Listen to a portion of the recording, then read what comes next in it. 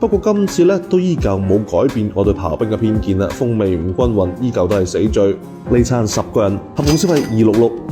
大家好，我係有嗰句講嗰句嘅斜江莊園 Theo。原文再續書接上一回，呢一餐咧深入番禺市橋嘅 Theo 飯局，又點會咁快結束啊？嚟都嚟咗啦，必須咧再轉下場，講古家庭甜湯。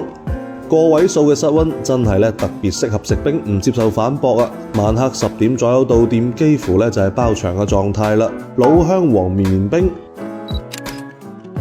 唔知道點解呢個奏摺嘅細緻程度咧，睇落就令我好有食慾啦，仲莫名咁令我覺得有幾分腐竹嘅既視感，造型咧相當討喜嘅，十分好出片。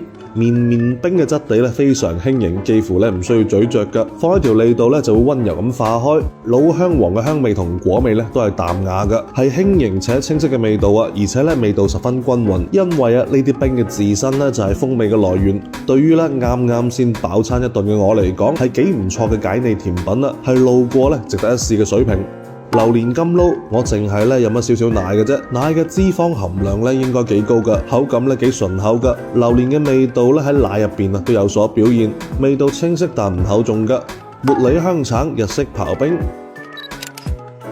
同頭先嘅綿綿冰唔同啦，風味嘅來源咧係表面嘅奶蓋同埋甜橙醬，淡淡嘅茉莉花香味同埋甜潤飽滿嘅橙香，呢個搭配咧就令我諗起咗我嘅蛋黃檸茶全年銷冠啦，蛋黃橙檸綠係啦，全新嘅蛋黃檸茶咧即將開業噶啦，新店咧就喺荔灣西華路，目測過年前就可以試業噶啦。鮮榨椰汁木薯。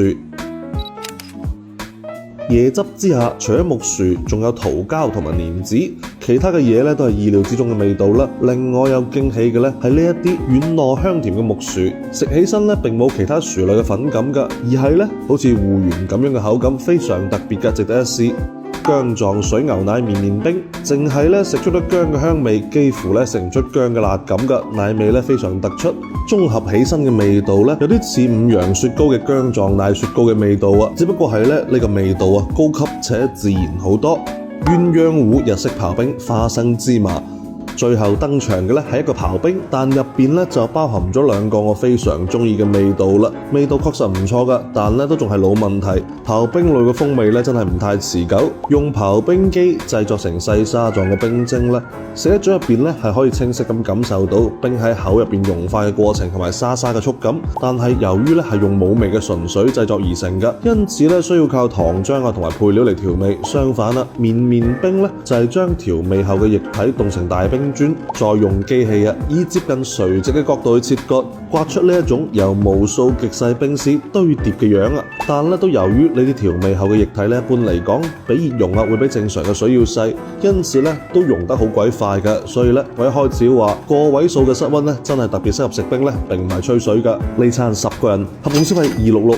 有句講句，呢度嘅上身速度咧都係幾快手嘅，就算經常嚟咧都唔會缺乏驚喜。冰類嘅出品咧造型依舊好睇㗎，但好似咧仲係冇點考慮顧客嘅食用啦。就例如咧選用咗同綿綿冰幾乎等大嘅容器，溶化而留低嘅液體咧基本都溢出㗎啦，真係咧相當浪費糧食。而且直接咧拎單隻匙羹嚟食嘅話咧都唔太好發力㗎，需要咧互相配合先可以優雅咁食用。不過今次咧都依舊冇改變我對刨冰嘅偏見啦，風味唔均勻，依舊都係死罪。